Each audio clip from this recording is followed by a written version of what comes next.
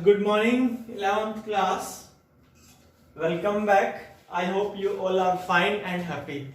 Happy इसलिए हो क्योंकि घर पे हो, स्कूल नहीं आना पड़ रहा, आराम से अपने खाना खाते हो, थोड़ा मोड़ा वीडियो देख लेते हो स्कूल की, फिर अपने आराम में लग जाते हो।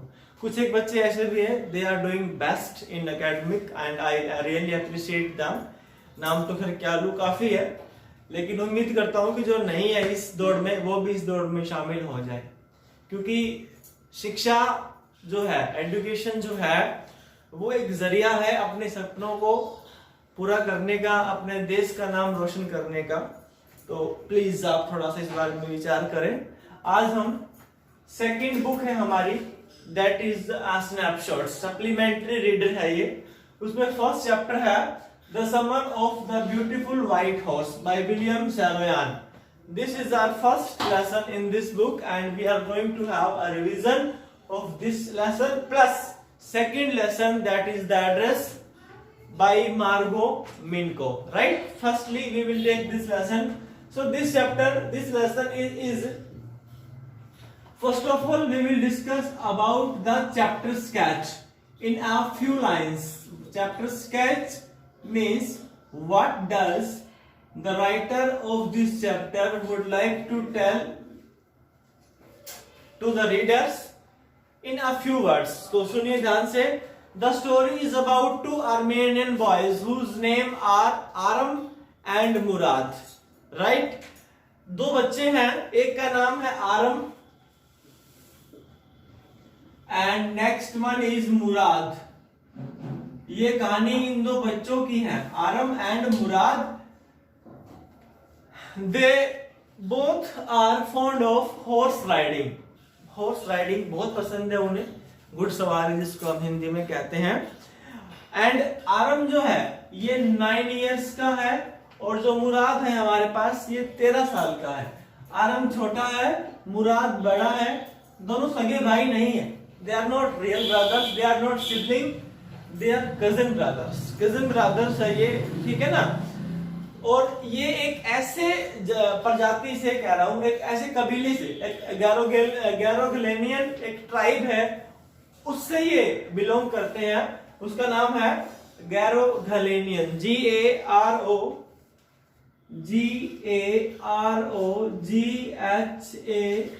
GAROGHALIAN। ठीक है जी, हाँ स्पेलिंग बिल्कुल ठीक है। सॉरी यहां मैंने गड़बड़ कर दी, LANIAN। ये एक ट्राइब है, they both belong to that tribe. This tribe Garoghlanian, this tribe is known for its honesty, ईमानदारी के लिए जाना जाता है।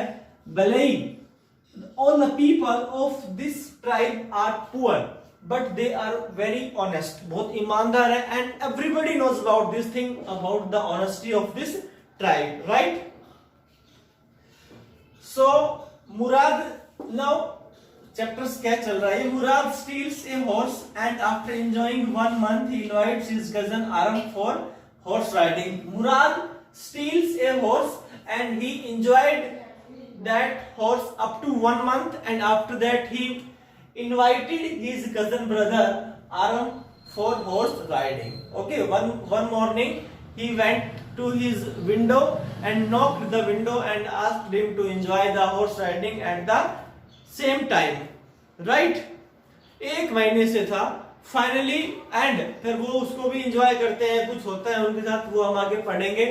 उसके बाद they decided to return the horse to its real owner, that was a farmer whose name was John Byro.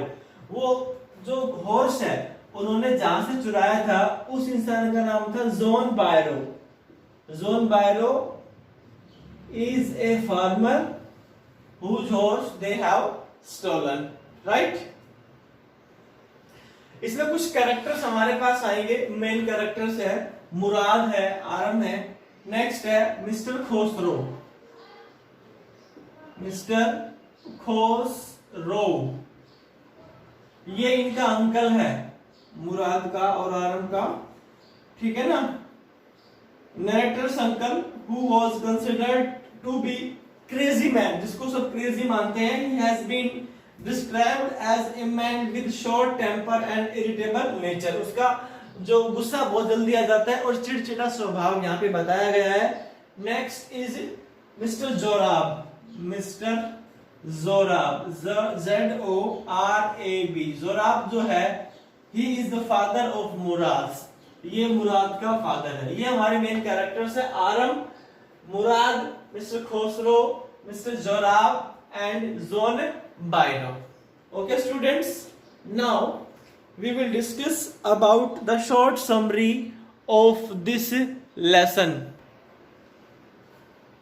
So before to start summary, we have discussed 2 points. The first one was the chapter sketch in a few words. Second thing we discussed was the character sketches which had been a part of this lesson. Right? Now we take summary in a few lines so that our chapter will finish soon.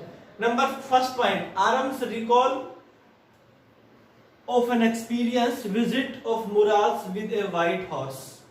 आरम जो है, जो इसका उसको वो एक ऐसे वो बताता है कि एक बार मुराद मेरे घर पे आ गया एक घोड़े के साथ, व्हाइट हॉर्स लेकर के वो मेरे घर पे आ गया. The Garoghlanian family which is known for its honesty from a long time, and they had a high reputation in the society, though they are very poor. They belong to a very poor tribe. This tribe is very poor, we can say that in other words. Number 3, Aram's explanations about the horse. When Aram came with a white horse to Murad, then Murad had a few questions that from where you got this, okay, this, that, वगैरह वगैरह. Then he made an explanation about the horse. वो बताता है कि मैं घोड़ा कहाँ से लाया, ये है वो है. Aram could not, and then Murad offered him horse riding. उसने कहा मैं घोड़ा ले आया हूँ, अब तुम मुझे बताओ कि तुम horse riding करना चाहते हो या नहीं. He could not, Aram could not deny Murad's offer. मुराद का जो ऑफर था वो उसको डिनाई नहीं कर पाया और वो उसी वक्त जो है हॉर्स राइडिंग के लिए रेडी हो गया. Okay, the family's crazy streak continue series of events. Aram rides the horse alone. अब वो जो है जाते हैं, पहले मुराद घुड़सवारी करता है. मुराद had a good command on horse riding. He knows how to tackle the horse. Okay, he has a way with the horse, with that horse or other horse. But when Aram tried to do horse riding, he could not control the horse, and the horse was lost. He just make him, we can say that, jump out of its body. He just fell down from the horse, ran away from there. Now they both were in fear that how they will find out the horse. Finally they tried to find it, and after a long search of 30 minutes they could find the horse. When they were going back to home with the horse, on the way they found John Bairo, and they were in fear that John Bairo will recognize his horse as he comes near to him. लेकिन जैसे John बैरो पास जाता है, वो घोड़े को देखता है, उसको लगता है कि ये घोड़ा बिल्कुल उसका घोड़ा जैसा ही है. बट वो कहता है कि ये घोड़ा है तो मेरे जैसा, मैंने देख लिया है, लेकिन ये मेरा घोड़ा नहीं, बिल्कुल वैसा ही है. और ये जो मेरा जो हॉर्स है डुप्लीकेट है, और तुम्हारा जो ट्राइब है, कबीला है, वो इतना ईमानदार है कि मैं तुम्हारे ऊपर चोरी का एलिगेशन नहीं लगा सकता एट एनी कॉस्ट. उसकी ये बात सुन के माफ करना, उसकी ये बात सुन करके उन्होंने जो है घोड़े को वापस करने की सोची, और फिर वो घोड़ा वापस करके आ जाते हैं, और यहाँ पर हमारा चैप्टर खत्म हो जाता है. Thank you.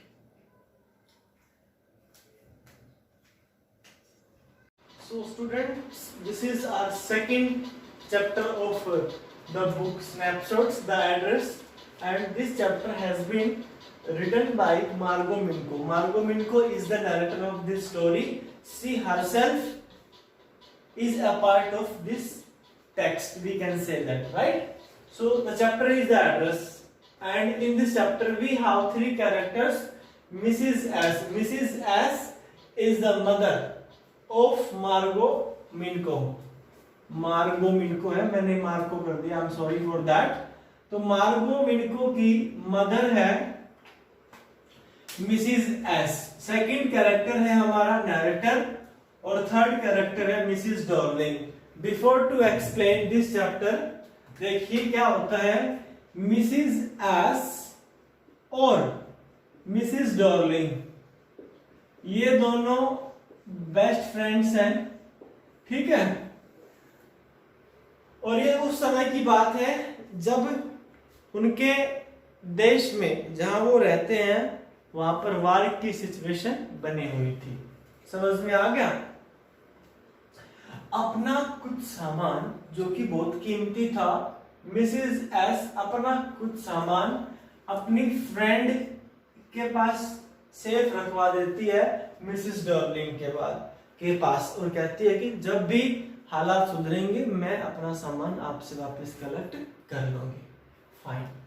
तो अब वो मर गई है मिसेस एस, और उसकी जो बेटी है जो मार्गो मिनको, वो अपनी माँ का सामान वापस लेने के लिए उस एड्रेस पर जाती है जो एड्रेस उसकी माँ ने बताया था कि वहां पर अपना कुछ सामान रखा हुआ है और तुम बाद में अपना सामान वहां से ले लेना। समझ में आ गया ना।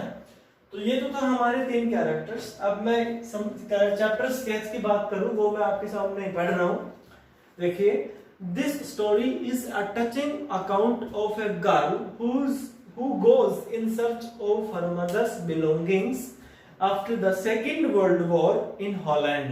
ठीक है जी, सेकेंड वर्ल्ड वॉर की ये बात चल रही है। सेकेंड वर्ल्ड वॉर के बाद जब वर्ल्ड वॉर खत्म हो गया हॉलैंड के अंदर, तो जो हमारी जो ऑथर है मार्गो मिनको, वो अपनी माँ का सामान लेने के लिए जाती है एक एड्रेस के ऊपर, और उसी के बारे में ये चैप्टर है, ये कहानी है जो कि बहुत ही टचिंग है, मार्मिक है, पैथेटिकल स्टोरी है जो हम अभी पढ़ने जा रहे हैं। ठीक है। बट लेटर ऑन फिर वो वहां पहुंच जाती है सामान लेने के लिए, लेकिन मिसेस डॉर्लिंग उसको पहचानने से मना कर देती है कि मैं तुम्हें नहीं जानती। इवन वो ये भी कह देती है कि मैं तो मिसेस डॉर्लिंग हुई नहीं। ठीक है।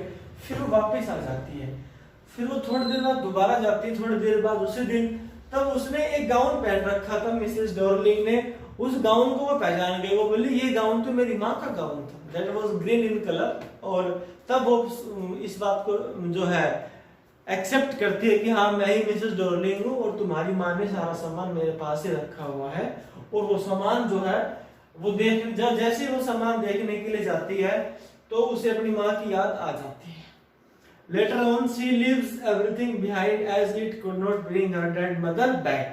फिर वो मिसेस डॉर्लिंग तो उसको वो सामान देने के लिए एग्री हो जाती है, लेकिन वो सारा सामान पीछे छोड़ देती है, क्योंकि उसको ऐसा लगता है कि ये सामान उसको उसकी माँ की और अधिक याद दिलाएगा, और उसका जो देखो हार्ट है ना, उसका जो मन है और अशांत मन हो जाएगा, वो बेचैन हो जाएगी, डेस्परेट हो जाएगी। कुछ लोग फिजिकली फिट रहना चाहते हैं, कुछ लोग मेंटली भी फिट रहना चाहते हैं। तो वहां पर उसको अगर वो सामान ले जाती है तो शायद मानसिक रूप से उसे बहुत ज्यादा परेशानियों का सामना करना पड़ सकता है, इसलिए वो सारा सामान वहां पर छोड़ देती है। The address that had so much importance till she visited that place lost its value and the girl realised that it could not get her mother back but पे। वो इसलिए छोड़ देती है कि सामान ले जाने से उसकी माँ तो वापस नहीं आएगी, बल्कि एक दर्द है जो उसकी माँ से जुड़ा हुआ है, वो दर्द पुराना दर्द ताजा हो जाएगा, इसलिए वो बिना सामान लिए वहां से चली जाती है। यहाँ पर हमारा चैप्टर खत्म हो जाता है। Thank you, have a lovely day.